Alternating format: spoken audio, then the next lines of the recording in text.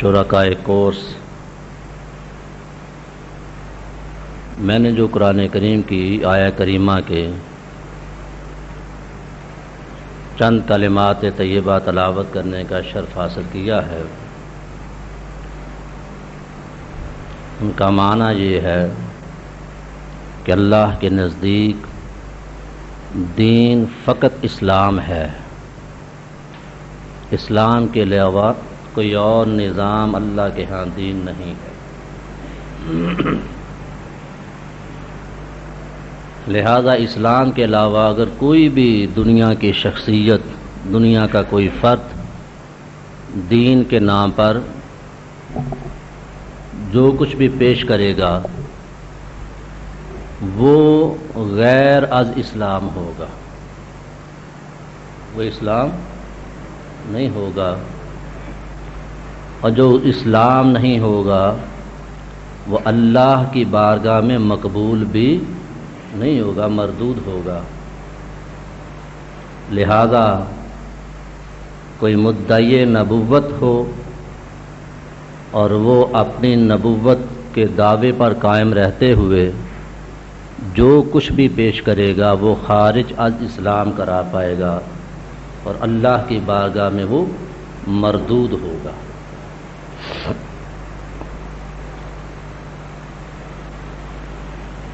کل کی نشست میں ہم نے مرزا غلام قادیانی کی طرف سے حضور سیدنا عیسیٰ علیہ السلام کی شان مبارک میں جو اس نے اپنی انتہائی بدبختی کا مظاہرہ کرتے ہوئے گستاخیاں، بے ادبیاں کی ہیں، ان کے چند حوالہ جات و اقتباسات ہم نے پڑھے تھے۔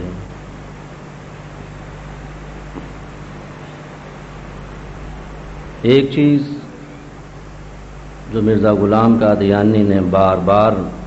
حضرت سیدنا عیسیٰ علیہ السلام پر الزام تراشی کرتے ہوئے، بے ادبی و گستاخی کرتے ہوئے شراب نوشی کا جو الزام لگایا،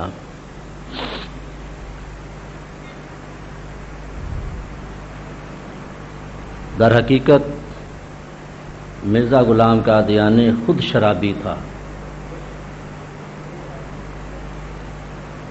جو شخص بد فطرت ہوتا ہے، بد دیانت ہوتا ہے، اسے ساری دنیا بد دیانت نظر آتی ہے۔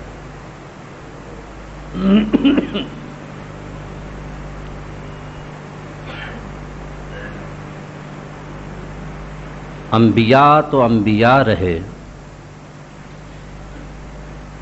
ایک عام انسان مومن، حضور سید عالم صلی اللہ تعالی وسلم نے مومن کی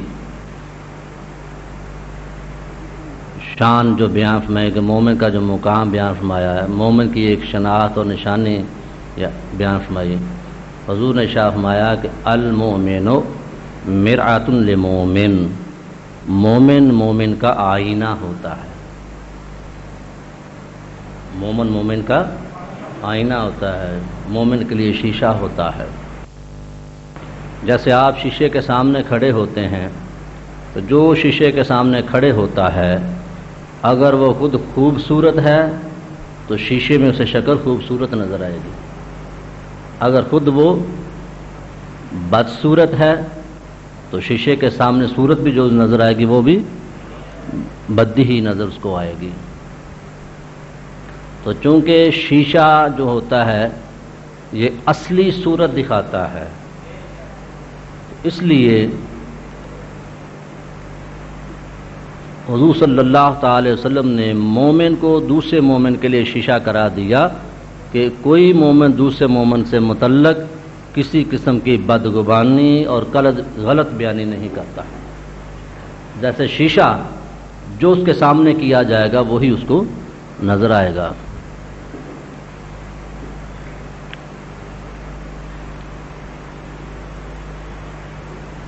عام ایک روایت مشہور ہے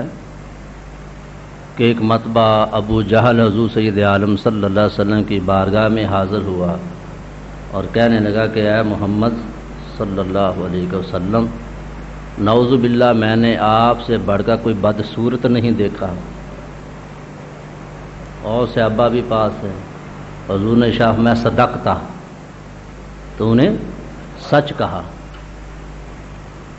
وہ چلا گیا تو سیدنا ابو بکر صدیق رضی اللہ تعالیٰ عنہ حاضر خدمت ہوئے، عرض کیا کہ یا رسول اللہ آپ سے بڑھ کر کوئی پیکر حسن و جمال ہی نہیں دیکھا میں نے۔ آپ نے ارشاد فرمایا صدقتا۔ صحابہ کرام رضوان اللہ علیہم اجمعین نے عرض کیا یا رسول اللہ سوال دو مختلف تھے، سوال دو مختلف تھے، جواب آپ نے ایک ہی ارشاد فرمایا۔ حضور نے فرمایا ہاں سوال اگرچہ مختلف تھا، جواب میں نے ایک اس لیے دیا میں کہ میری حیثیت ایک آئینے کی ہے، میں ایک آئینہ ہوں۔ ابو جہل خود بدصورت تھا، میرے سامنے آیا، اسے اپنی شکل نظر آئی، اس نے یہ سمجھ لیا کہ میں بدصورت ہوں۔ ابو بکر صدیق خود خوبصورت تھا، خوبصورت ہے، ابو بکر صدیق میرے سامنے آئے، دیکھا تو انہوں نے جانا کہ میں خوبصورت ہوں۔ تو شیشہ جو ہوتا ہے وہ انسان کو اصلی شکل اصلی صورت دکھاتا ہے۔ جب یہ ایک عام انسان دوسرے عام مومن دوسرے مومن کے لیے شیشہ ہے، تو انبیاء کرام سلام اللہ علیہم اجمعین کی شان تو وراء الورا ہے۔ تو مرزا غلام قادیانی کا حضور سیدنا عیسیٰ علیہ السلام پر شراب نوشی کا الزام لانا حقیقت اس لیے تھا کہ یہ خود شراب نوشی کرتا تھا، خود شراب خور تھا۔ چنانچہ اپنے ایک مرید کو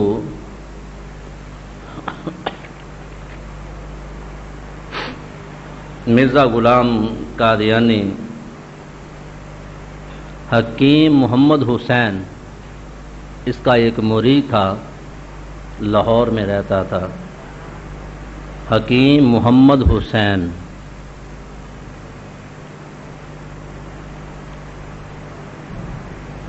مرزا جی کا ایک مرید تھا لاہور میں، مرزا جی نے قادیان سے اس کے نام ایک خط لکھا اور خط میں شراب کی ڈیمانڈ کی کہ لاہور سے یہ شراب خرید کر مجھے بھجوا دیجیے۔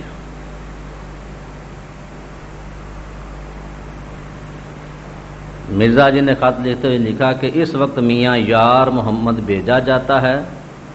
آپ اشیاء خریدنے خود جائیں، خود خرید دیں، اور ایک بوتل ٹانک وائن کی پلومر کی دکان سے خرید دیں،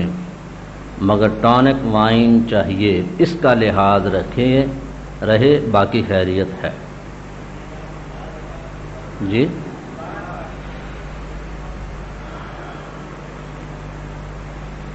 بس اتنا حوالہ لکھ لیجئے، ایک بوتل ٹانک وائن کی پلومر کی دکان سے خرید دیں۔ ٹانک وائن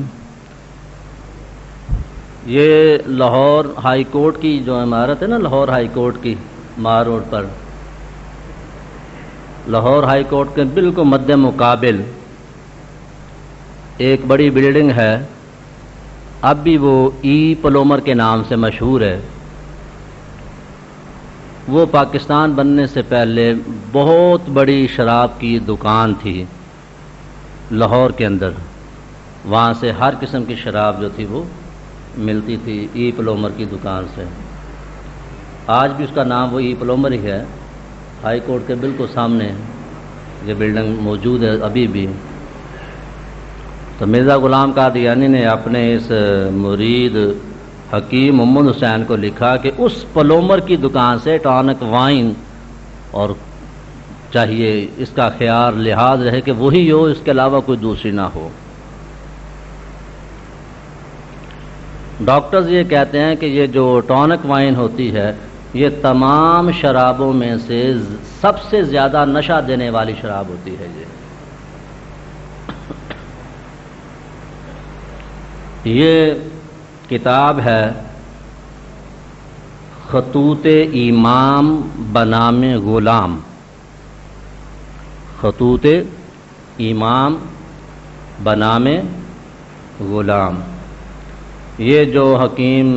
محمد حسین کے نام مرزا غلام قادیانی نے خطوط لکھے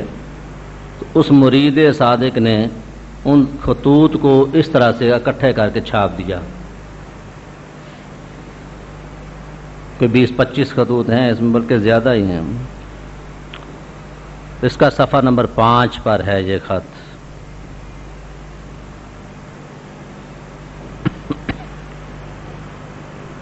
خطوط امام بنام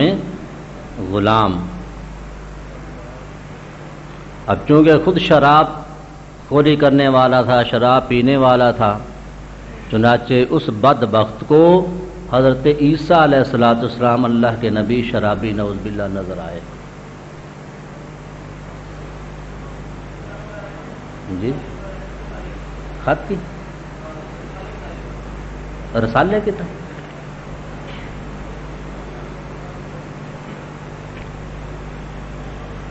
نہیں بھائی، یہ خطوط امام بنام غلام صفحہ نمبر 5 پر یہ خط موجود ہے۔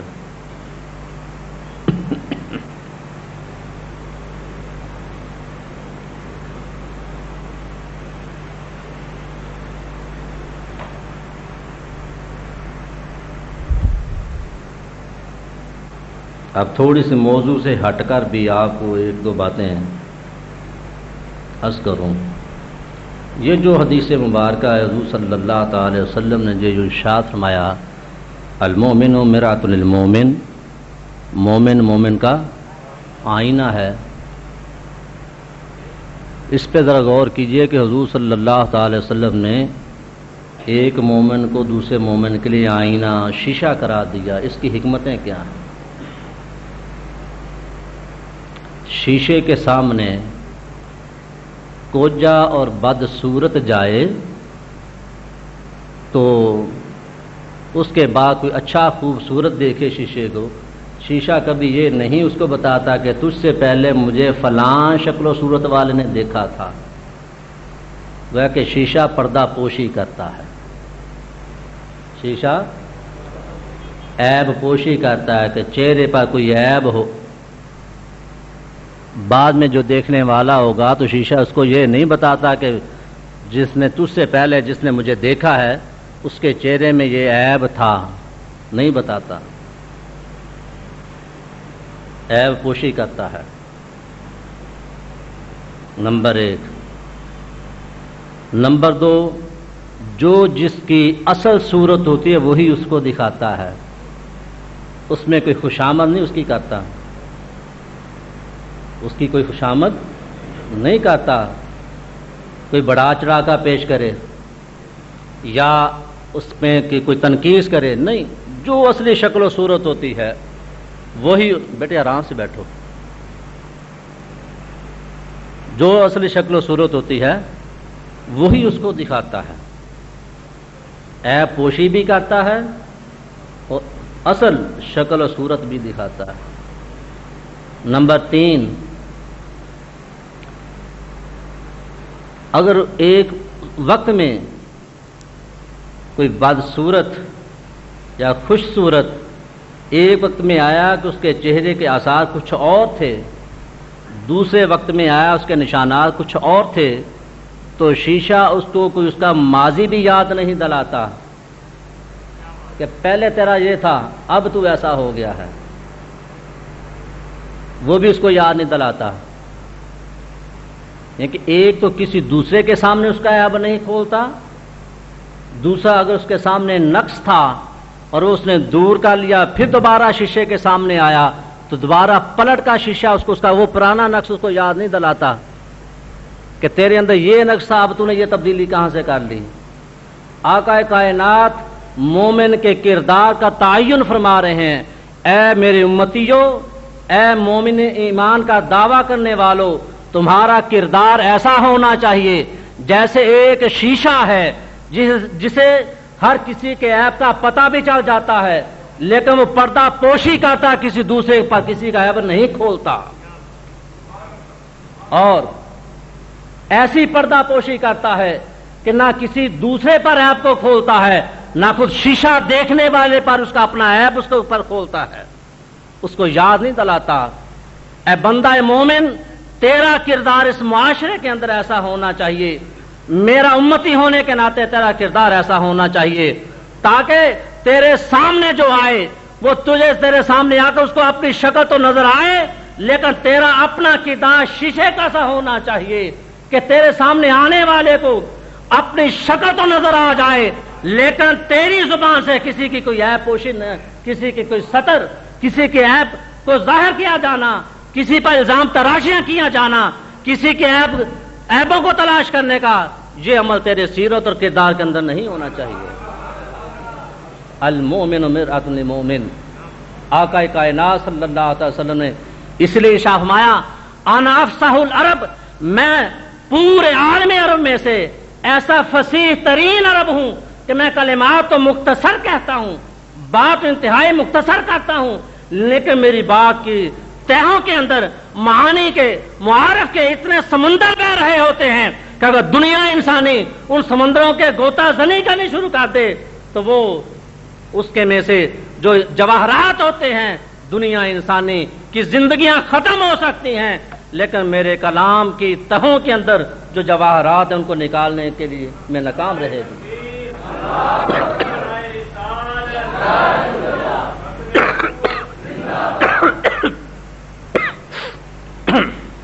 حاضرین گرامی قدر،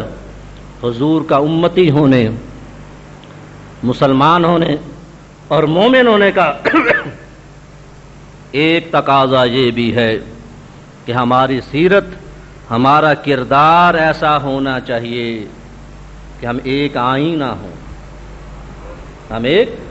آئینہ ہوں کہ دوسروں کی عیب پوشی کرنے والے ہوں۔ کسی مسلمان بھائی سے گناہ ہو جائے، یہ نہیں کہ بار بار اس کو ٹیس کرتے رہو، بار بار اس کو یاد دلاتے رہو کہ اسے ندامت اٹھانا پڑے، نہیں، اس کو ایک بیمار جانو، ایک مریض جانو، خود کو ایک ڈاکٹر، ایک طبیب، ایک حکیم جانو کہ یہ بیمار میرے پاس آیا ہے، میں نے اس کا علاج کرنا ہے۔ حکیم اس کو بار بار، ڈاکٹر بابا یہ نہیں کہتا کہ تجھے یہ بیماری ہے، ڈاکٹر ہمیشہ یہی کہتا، حکیم یہ کہتا ہے کوئی بات نہیں، ابھی تم ٹھیک ہو جاؤ گے، ابھی شفا مل جائے گی، ابھی صحت بحال ہو جائے گی۔ اے مرد مومن، چلتے پھرتے حکیم، ڈاکٹر، طبیب بن جاؤ۔ گناہگار مریض تمہارے سامنے آئے، وہ مریض تمہارے سامنے آ کر اپنے آپ کو یوں محسوس کرے کہ جیسے میں ایک ایسی دنیا میں آ گیا ہوں جہاں میرے عیب کا کسی کو کوئی معلوم نہیں ہے۔ اس کی گناہوں کی بیماری کے تذکرے نہ کرو، اسے تسلی دو، اس کے سامنے ایسا کردار پیش کرو کہ وہ تمہارے کردار سے ہی متاثر ہو کر صحت یاب ہو جائے، گناہوں سے توبہ کر لے، اپنے سیرت کی، اپنے کردار کی اصلاح کر لے۔ یہ آقا دو جہاں صلی اللہ علیہ وسلم کی اس ارشاد گرامی، اس حدیث مبارکہ کا معنی ہے المومن مرآۃ للمومن۔ حاضرین گرامی قدر، حضور سیدنا عیسیٰ علیہ السلام کے حوالے سے کل ہم نے مرزا غلام قادیانی کی کچھ لغویات کا مطالعہ کیا تھا۔ کل میں اختتام کے طور پر میں نے عرض کیا تھا کہ مرزا غلام قادیانی بدبخت نے حضرت سیدہ مریم سلام اللہ علیہا، جن کی عصمت کی گواہی قرآن دیتا ہے،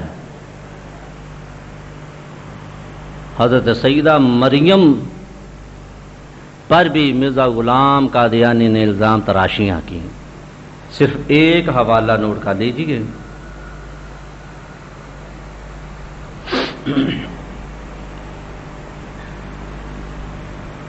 مرزا غلام قادیانی لکھتا ہے آپ یعنی کہ عیسیٰ علیہ السلام، یہ بریکٹ میں کہہ لیجیے، عیسیٰ علیہ السلام یہ بریکٹ میں کہہ لیجیے، آپ کا خاندان بھی نہایت پاک، آپ کا خاندان بھی نہایت پاک اور مطہر ہے، اور مطہر ہے۔ تین دادیاں اور نانیاں، تین دادیاں اور نانیاں آپ کی زناکار نعوذ باللہ اور قصبی عورتیں تھیں۔ تین دادیاں اور نانیاں آپ کی زناکار اور قصبی عورتیں تھیں، جن کے خون سے آپ کا وجود ظہور پذیر ہوا، جن کے خون سے آپ کا وجود ظہور پذیر ہوا، مگر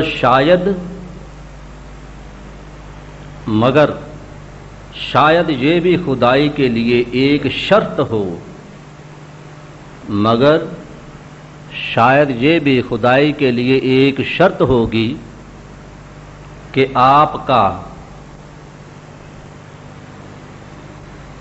کنجریوں کے میلان، آپ کا کنجریوں کی طرف میلان، آپ کا کنجریوں کی طرف میلان اور صحبت بھی شاید اسی وجہ سے ہو، شاید اسی وجہ سے ہو کہ جدی مناسبت درمیان ہے،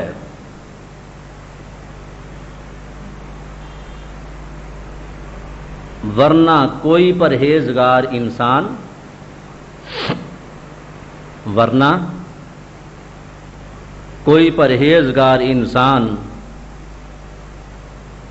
ایک جوان کنجری کو یہ موقع نہیں دے سکتا،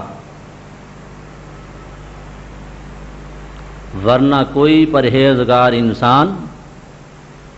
ایک کنجری کو یہ موقع نہیں دے سکتا کہ وہ اس کے سر پر اپنے ناپاک ہاتھ لگا دے، کہ اس کے سر پر اپنے ناپاک ہاتھ لگا دے، اور زناکاری کی کمائی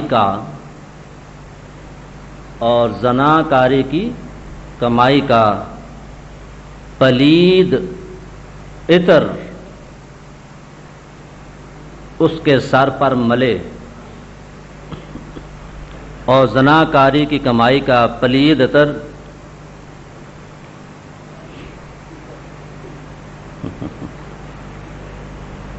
عطر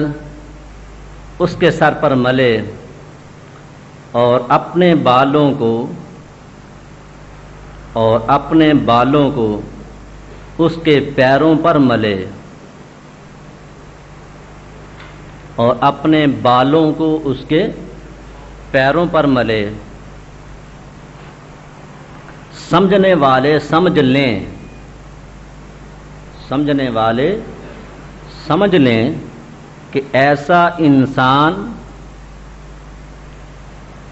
کس چلن کا آدمی ہو سکتا ہے۔ سمجھنے والے سمجھ لیں کہ ایسا انسان کس چلن کا آدمی ہو سکتا ہے۔ حوالہ لکھیے، انجام آتھم،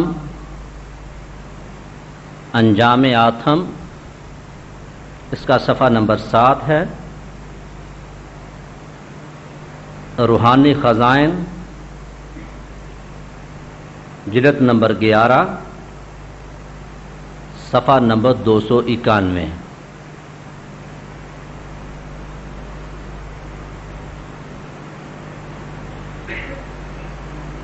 یہ حضرت سیدہ مریم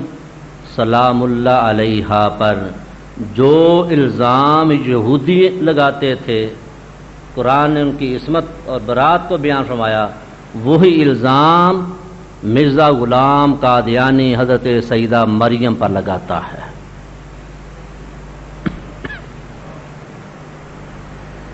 اب سیدہ مریم سلام اللہ علیہا تو نبی نہیں ہے،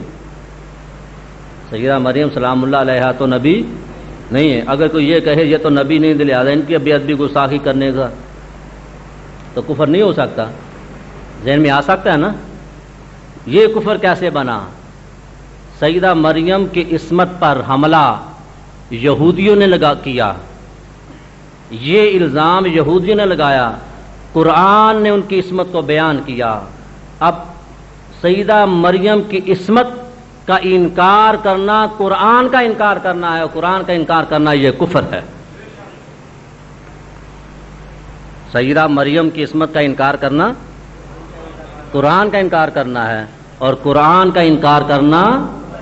بات سمجھ میں آئے؟ اب یہ کفر بن گیا نا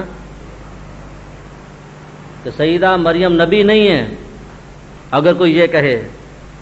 اگر مرزا نے ان سے متعلق یہ بات کہی ہے تو کون سا کوئی پہاڑ گر گیا، کون سا کفر اس میں ہو گیا؟ اس کا جواب آپ کو دے رہا ہوں کہ سیدہ مریم اگرچہ نبیہ نہیں ہے، عورت نبی نہیں ہوتی، لیکن اللہ رب العزت نے اپنے ایک نبی کی عظمت اور ایک نبی کی حرمت، ایک نبی کی عصمت کو بیان کرنے کے لیے ان کی والدہ پر جو الزامات لگائے گئے تھے، دنیا عیسائیت خاموش رہی۔ یہ قرآن کا عیسائیوں پر اتنا بڑا احسان ہے، مسیحیوں پر اتنا بڑا احسان ہے کہ یہودیت حضرت عیسیٰ علیہ السلام اور حضرت سیدہ مریم سے متعلق بکواسات کرتی رہی، الزامات لگاتی رہی، عیسائی یہودیت کا جواب دینے میں ناکام رہے۔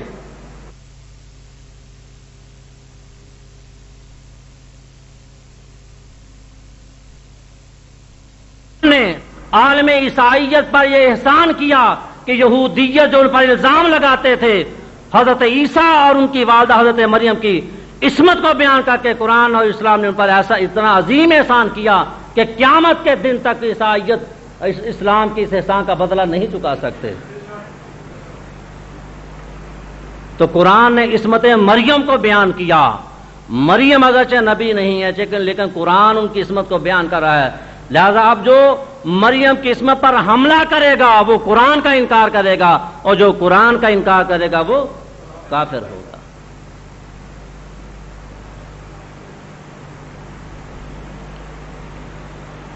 یہ ایک بھائی نے چٹ دی ہے کہ آپ کا موضوع رد قادیانی ہے، تو اس کا طریقہ کار ہے، پلیز اس موضوع کی طرف ہے۔ یہ آج کے شیڈول میں یہ لکھا ہوا ہے؟ اچھا چلے یہ بھی آپ کو بتا دیں گے۔ ایسا بات یہ تھی کہ بھی میرا موضوع اس مرتبہ یہی تھا جو آپ کے سامنے بیان کر رہا ہوں نا، یہی خیال تھا۔ وہ شیڈول میں جو پروگرام ہو گیا وہ سو ہو گیا۔ نہیں وہ طریقہ کار پوچھ رہے ہیں، کوئی ایسا مسئلہ نہیں۔ یہ گزشتہ سالوں میں نے پچھلے سال بالخصوص بڑی تفصیل کے ساتھ یہ میں نے چیز لکھوائی تھیں، کس کس انداز سے ان کے ساتھ بات وغیرہ کی جا سکتی ہے، کن کن مسائل پر نہیں کی جا سکتی۔ یہ تھیں حضرت سیدنا عیسیٰ علیہ السلام کی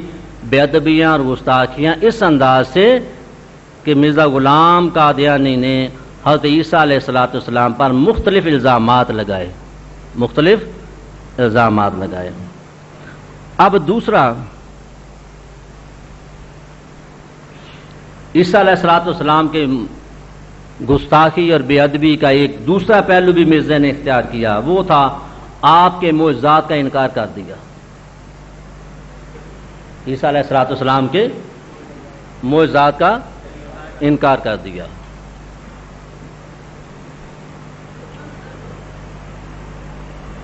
معجزات عیسیٰ کو کس نے بیان کیا؟ قرآن نے بیان کیا، اللہ نے قرآن میں بیان کیا۔ اور اگر کوئی اپنے منہ سے قرآن کو ماننے کا دعویٰ بھی کرے اور پھر قرآن کے بیان کردہ معجزات عیسوی کا انکار بھی کرے تو پھر وہ منکر قرآن ہوا یا نہ ہوا؟ تو منکر قرآن ہوا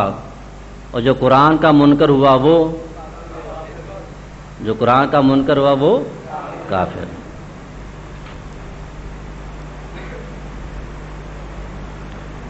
مرزا غلام قادیانی اسی کتاب انجام آتم میں ہی لکھتا ہے،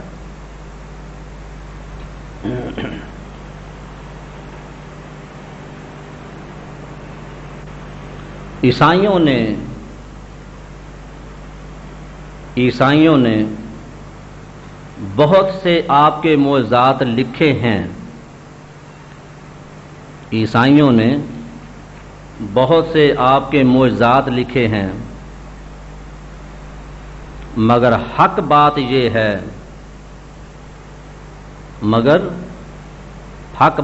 ہے کہ آپ سے کوئی معجزہ نہیں ہوا۔ مگر حق بات یہ ہے کہ آپ سے کوئی معجزہ نہیں ہوا، اور اس دن سے کہ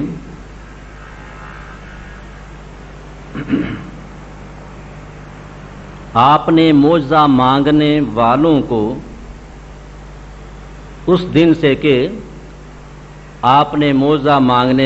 کو گندی گالیاں دیں، معجزہ مانگنے والوں کو گندی گالیاں دیں اور ان کو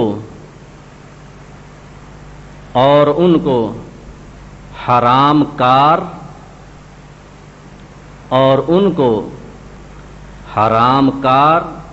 اور حرام کی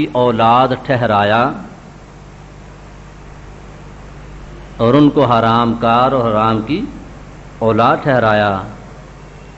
اسی روز سے شریفوں نے آپ سے کنارہ کر لیا، اسی روز سے شریفوں نے آپ سے کنارہ کر لیا۔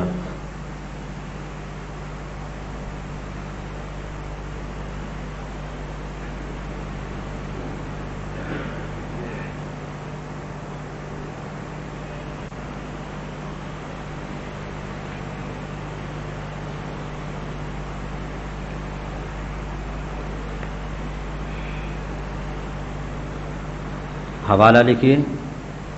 انجام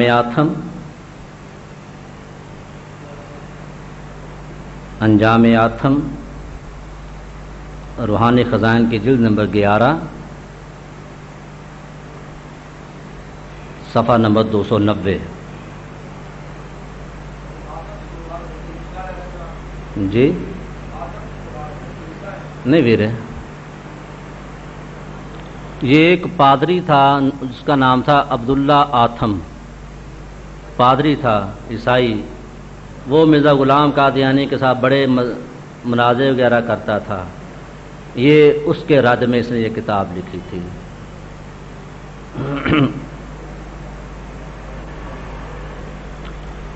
حضرت سیدنا عیسیٰ علیہ السلام کے معجزات کا انکار بھی کفر ہے۔ اب وہ عیسیٰ جن پر اس نے مختلف الزامات لگائے، شراب نوشی کا لگایا، چوری کا لگایا، جھوٹ کا لگایا، فحشکاری کا لگایا، معجزات کا انکار کیا، اب مرزا غلام قادیانی کو یہ اصرار اور یہ دعویٰ بھی ہے کہ میں اس عیسیٰ سے افضل اور برتر ہوں، عیسیٰ ابن مریم سے میں افضل اور برتر ہوں۔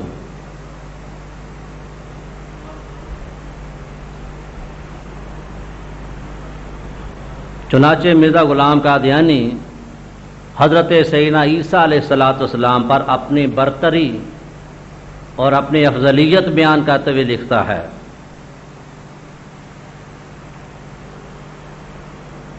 خدا نے اس امت میں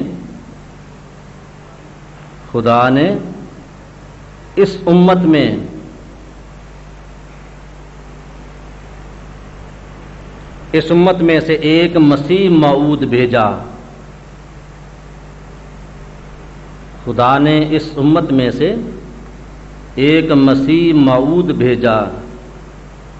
جو اس پہلے مسیح سے اپنی تمام شان میں بہت بڑھ کر ہے، جو اس پہلے مسیح سے اپنی تمام شان میں بہت بڑھ کر ہے، اور اس نے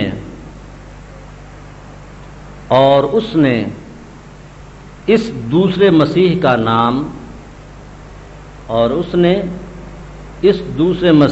نام غلام احمد رکھا،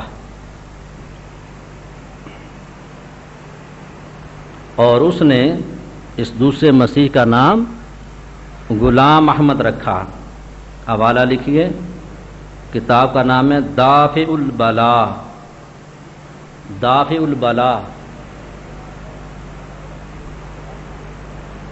اس کتاب کا صفحہ نمبر 13، اور روحانی خزائن کی جلد نمبر 18، روحانی خزائن جلد نمبر 18 صفحہ نمبر 233، صفحہ نمبر 233۔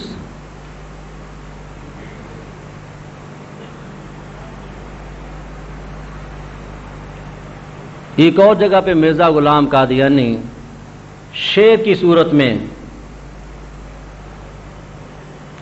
حضرت سیدنا عیسیٰ علیہ السلام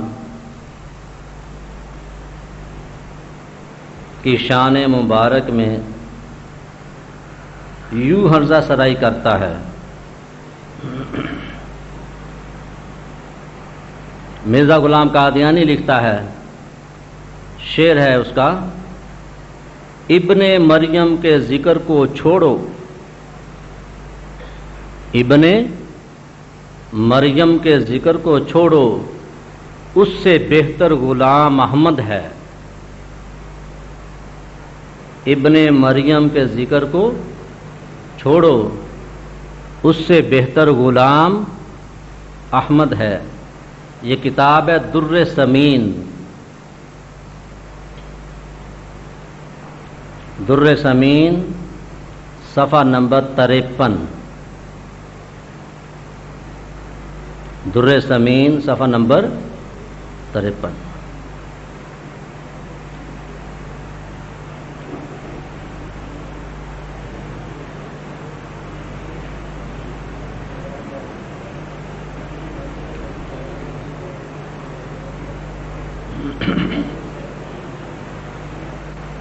اب جب مرزا غلام قادیانی نے اس قسم کے دعوے کیے،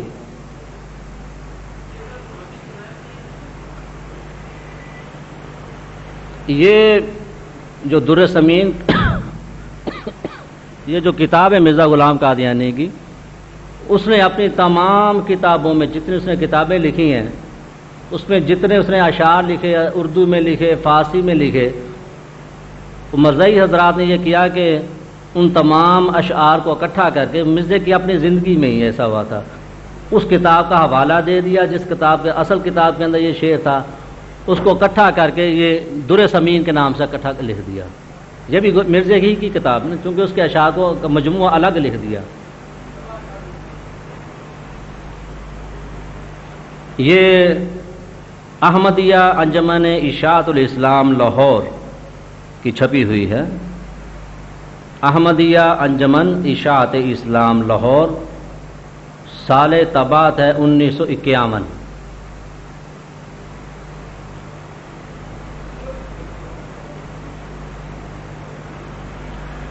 جیسے یہ جو شعر جو ہم نے پڑھا ہے یہ اسی کتاب دافع البلا کے صفحہ 20 پر اور روحانی خزائن کی جلد 18 کے صفحہ 240 پر، دافع البلا ہی کے صفحہ 20 پر اور روحانی خزائن کے جلد 18 کے صفحہ 240 پر ہے۔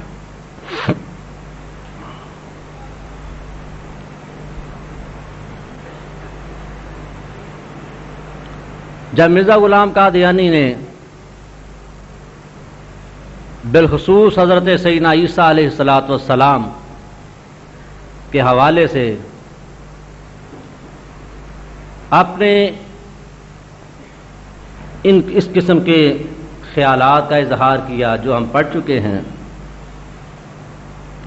اب ذرا اس کے بیٹے مرزا بشیر الدین